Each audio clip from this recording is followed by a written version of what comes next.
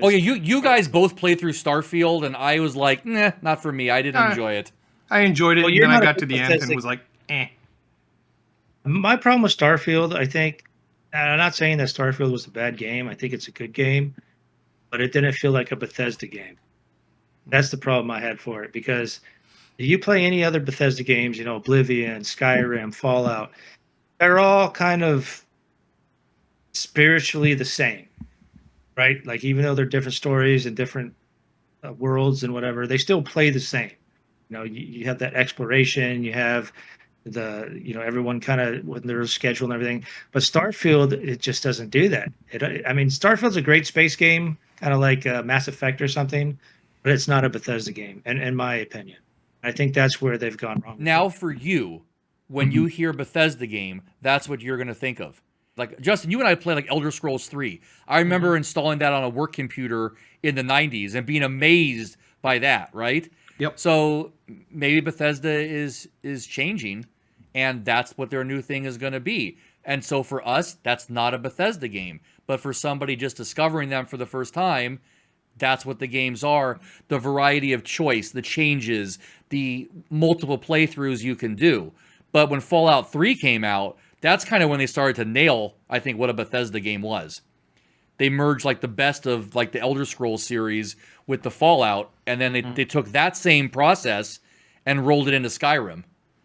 And people are still discovering stuff 12 years later in Skyrim. It's I think that's insane. one of the problems with Starfield is like if you look at Skyrim and Skyrim's map is broken into I don't know what it like six different holds or something like that. If in Star like if you would have just taken the amount of space in each hold and made that one of the worlds with that amount of content in it, and then you just go to like seven worlds, like that would have been great.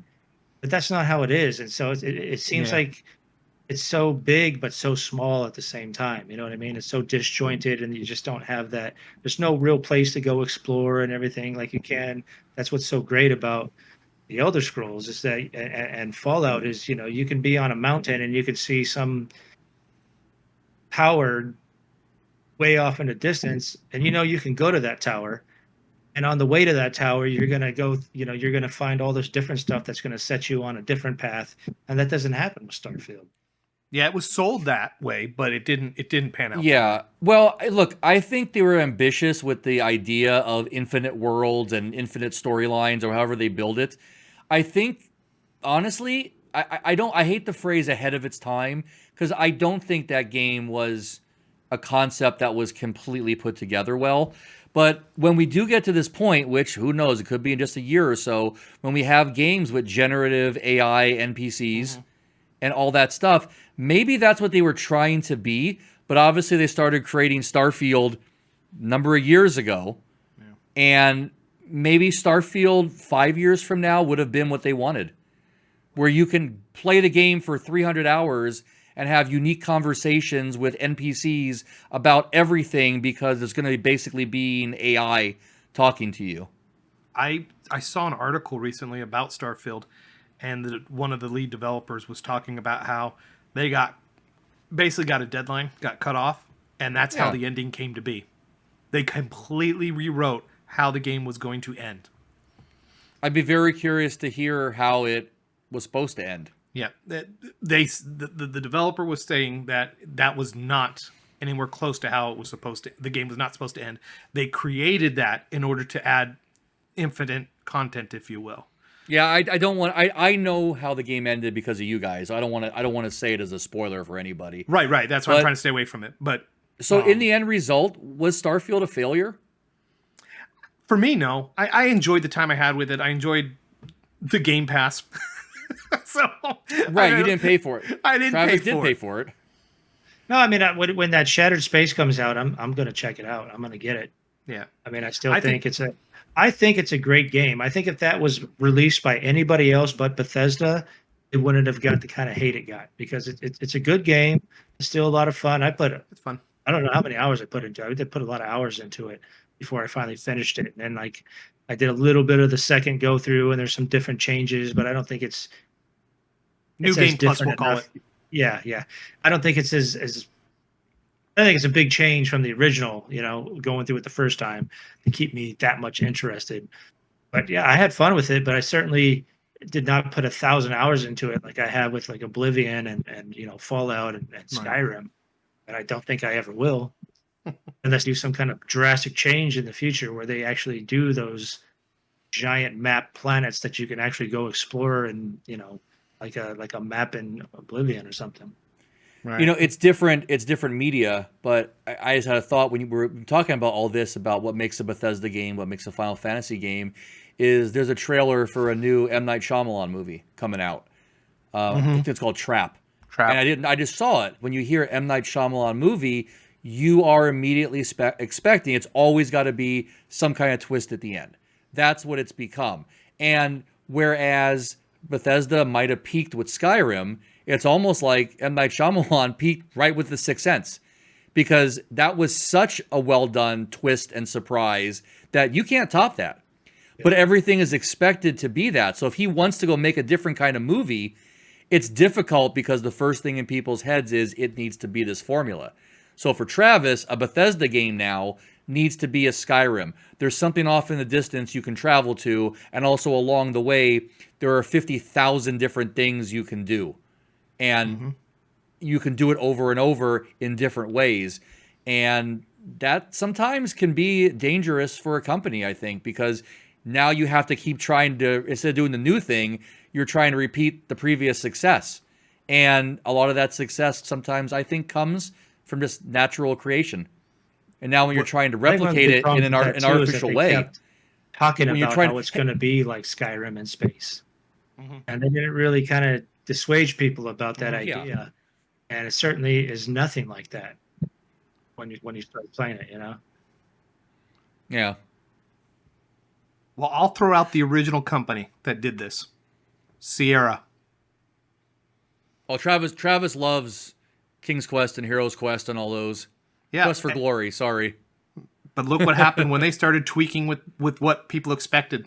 King's Quest, and it did the 3D RPG, and it wasn't solving puzzles. It was jumping over things, stabbing creatures, and Oh, it was a that's whole. kind of like when Ultima did the Underworld series, Yeah, and yeah, everybody was going to be the next Doom, but in their own format, in their own genre. Yeah, you're right. Everybody's trying to replicate success that somebody has by hitting those checklists, hitting those yeah. points. But a lot of times, those things on your checklist just came from natural development out of the concept of the story and the gameplay. They were those elements happened because they were working on the gameplay, not making gameplay to reach a certain element. And Yeah. and that's the thing Agreed. is like, yeah, and it stifles you when you have to get from point A to point B a certain way, or a certain thing, a creature has to happen because hey, Skyrim did this, so we want to do our own version of this. Now you're already going to start boxing yourself in because, well, what else does that require in order to Mm-hmm. have this type of scenario happen that Skyrim did? Maybe it also relied on similar components. So now you're trying to make the next Skyrim and hit all those beats rather than just make something that's unique and memorable. I don't have a problem with the companies trying stuff that is new, trying to push, right? How long could Sierra have lasted just doing 8-bit point and click or typing type adventure games, right? Probably not Yeah. much longer. But like what you're saying, 3D was becoming this thing, and they rushed headfirst into 3D to try to cram the soul of Sierra into a 3D environment because that was the big thing. Yeah. And I think that was their downfall. And maybe Bethesda's going I down the don't. same way, right? I get what you're They're saying, Justin. I totally agree because they like a lot of these. It's like okay, well, the ball is the big new thing, and we make square games, so now we're going to start making ball games. But and sometimes it works out. So like, did you ever play Dark Messiah of Might and Magic? And so that was like a Might and Magic game, yeah, but it yeah. was it was like a first person kind of shooter, but with swords and stuff, and it was awesome. It was a great game, and they were able they did something unique with that. It wasn't like, oh, we have to do this because these are the kind of games that are awesome now. And I don't think Yeah. Bethesda was trying. I think they just wanted to make a space game, and that's how it came out. You know what I mean? You can't really search through space the way you can if you're in like on a world map where you can, traverse the whole map. Yeah. Well, especially if you're going to build it as space is infinite.